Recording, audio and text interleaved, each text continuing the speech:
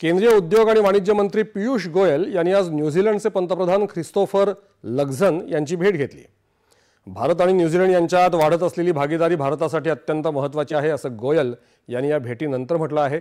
Bharat New Zealand दरम्यान मुक्त व्यापार कराराविषयी सुरू असलेल्या वाटाघाटी दोन्ही देशांमधला व्यापार, गुंतवणूक आणि नवोन्मेषाचा विस्तार करण्याचे मार्ग खुले करतील असं गोयल म्हणाले।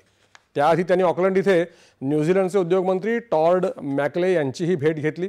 भारत न्यूझीलंड व्यवसाय मंचासाठी यंदा भारताकडून सर्वात मोठं शिष्टमंडळ गेलं आहे असं गोयल यांनी यावेळी सांगितलं। सागरी क्षेत्र, हवाई क्षेत्र, संरक्षण, शिक्षण, क्रीडा आणि पर्यटन अशा क्षेत्रांमध्ये दोन्ही देशांत चांगली भागीदारी होऊ शकते असे ते म्हणाले।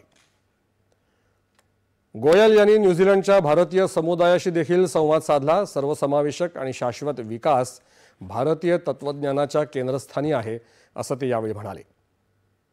यावेळी न्यूझीलंडमधल्या भारतीयांनी विश्वचषक जिंकणाऱ्या महिला क्रिकेट संघाचं घोषणा देत अभिनंदन केलं।